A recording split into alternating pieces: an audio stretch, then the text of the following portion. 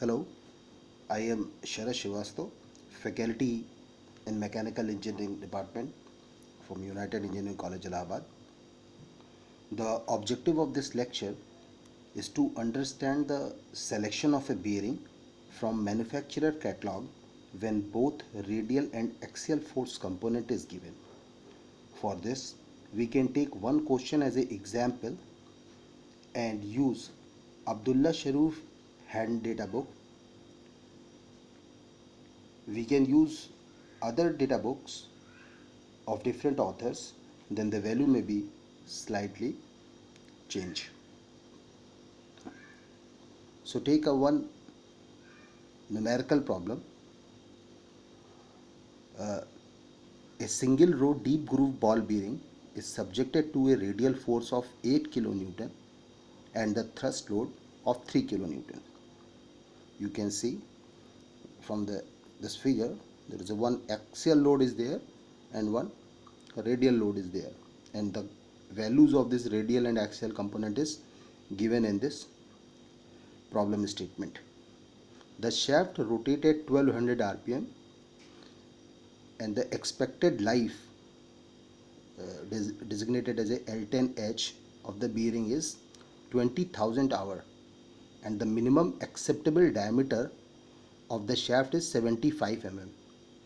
Select the suitable ball bearing for this application. This one is a problem statement. If you can read this question thoroughly, then you find these data is given. Okay, the value of axial load, suppose WA is 3000 Newton and radial component 8000 Newton. Speed is RPM, life in hours 20,000 hours, and the minimum acceptable shaft diameter is 75. Okay, for solving this numerical problem I am using 2010 edition data handbook by Abdullah Sharif.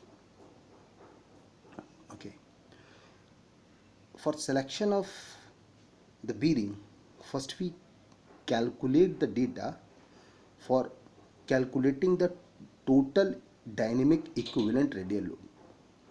Okay, for that we are referring the table 14.6e on page number 14.13. This is a clip shot of a selected portion which is used in this question, but if you go through the hard copy of the data book, you can see this is a 3-page data, the 3-page table, and this table is for different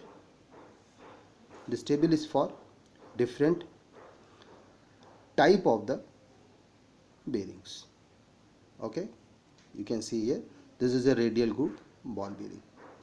Okay, now for a single row deep groove ball bearing, you can see this is a single row deep groove ball bearing and this one is a double row deep groove ball bearing. So first we can select the suitable column which is applicable in the question. You can see I marked the arrow sign for the value of capital X factor for a single row deep groove ball bearing and Y factor for a single row deep groove bearing.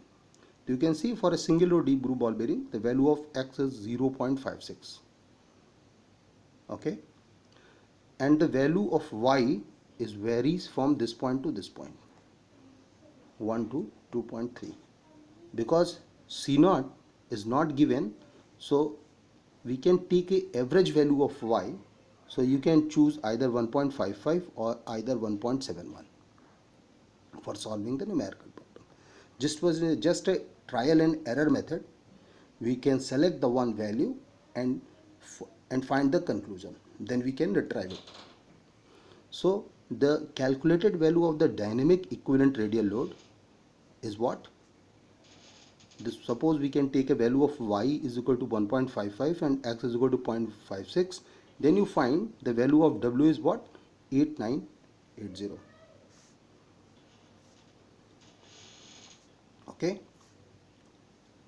So next we can come to the find out the value of L10 life in terms of the hour. So the value is the The formula load life relationship gives 60 into n into L10H divided by 10 to power 16. We are a value of n of 12,000 rpm, 1200 rpm, and having a life is 20,000 hours. So if we can put the value of n and L10, then the value is 1440 million of revolution. Okay. Then we can calculate the value of dynamic load capacity with the help of relation C is equal to W, L10 to power 1 by 3.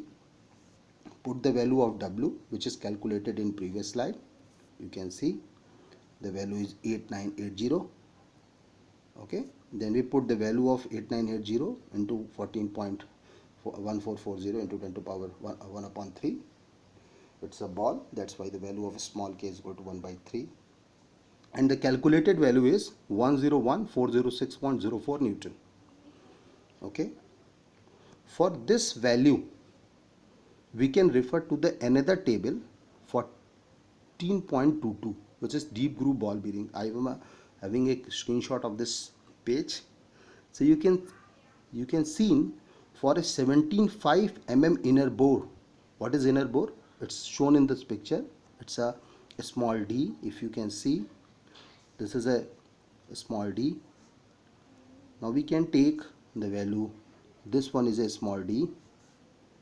Okay, and this d, on the basis of this d, if you can come to this table, you can find the 75 with the help with the column 75. You can find a row which is having a static capacity 7200 in kg. If you can change into the Newton multiplied by approximately 10, then you have a value. Refer for this reference, the value is C2 for what? It's a 72000 Newton, and the approximate bearing number is what? 6315. Clear? We can select the bearing number and other related parameters with the help of the diameter which is suitable, which is suggested. Okay, so we are designing a bearing for 75 mm shaft diameter. That's why we can take a value of 75. Okay. Now then we can calculate the WA upon WR, that is 3000 divided by 8000. The value is 0.375, and WA upon C0. On the basis of that C0 value, which is taken from the table, we can calculate the value of 0.416. Okay. Now at that step, we can calculate the exact value of the Y with the calculated value of the W upon C0. So if you can refer to the table, I am using the interpolation method for finding out the value of WA upon C0 and and capital Y. So for 0.084, the value 0.084, the value is 1.55, and for 0.028, the value is 1.99. So we can calculate the value W upon C0 0.4167. The corresponding value of Y is equal to 1.88. Okay, this is by interpolation. Now, so the dynamic load carrying capacity on the basis of that data, Y is equal to, now we can put the X0 is equal to 0.56 and Y is equal to 1.88, and WR and WA respectively. The value of W is what? 10120 Newton. And the dynamic load capacity is what? C is equal to W, L10 to the power 1 by 3, and put the values. Find the value is what? 114279.41 Newton. Clear? So for the selection of the proper bearing for that dynamic load carrying capacity for 75 mm diameter, if we are recommended, okay, the dynamic load capacity is what? This one is a calculated capacity, and we are using 75 mm diameter. It's a constraint given in a question. So if we are suggesting 63 number series bearings, then the suitable bearings are 6315, 6316, 6317 and 6318. The answer is 6315 bearing is most suitable for this particular application. I hope you understand the procedure through which we can calculate the bearing number. Thank you.